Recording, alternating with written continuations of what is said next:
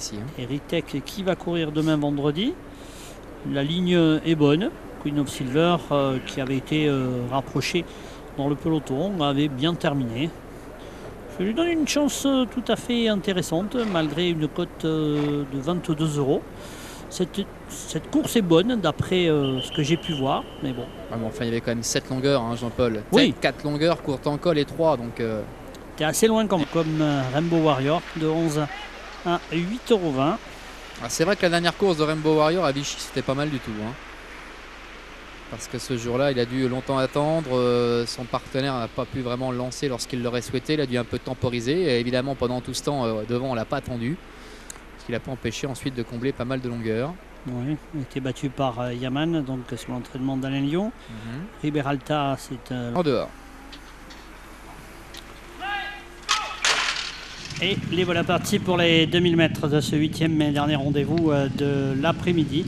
Avec les concurrents bien partis, le numéro 7, Fils d'Hélène, côté corde, a pris un excellent départ avec également Queen of Silver qui va tenter de venir en deuxième position vers l'extérieur. Également bien parti le numéro 2, Rainbow Warrior, qui se rapproche avec un peloton qui se défend complètement en deux, alors qu'à l'extérieur, Rainbow Warrior va venir sur la ligne des animateurs, tandis que côté corde, Fils d'Hélène sur le deuxième peloton est toujours accompagné de Queen of Silver. Fils d'Hélène, le numéro 7 qui a l'avantage avec également en bonne position, qui essaie de se rapprocher maintenant. Il s'agit de Sabelotto notamment qui vient juste dans son sillage en léger retrait. Nous retrouvons Correra Les Mélo, le numéro 6 qui se rapproche à l'extérieur. Rainbow Warrior également, toque jaune, et pour l'instant 4e avec 3 concurrents qui font bande à part le long de la corde. Nous noterons également que la favorite Victoire d'Auteuil est en bonne position à l'extérieur dans le sillage de Correra Les Mélo.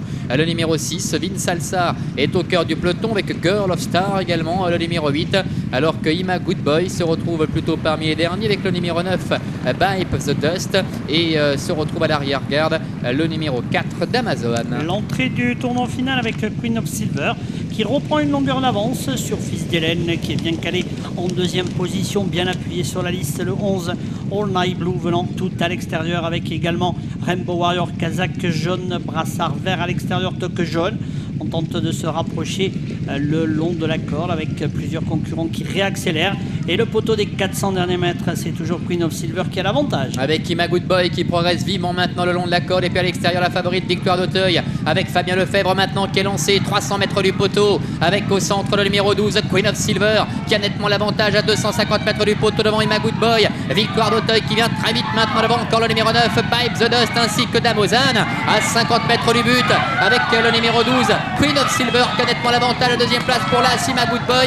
Et la troisième place, semble-t-il, tout à la fin pour le numéro 4, Damozan. La favorite Victoire d'Auteuil, le numéro 10, doit se contenter à nouveau de la 4e place.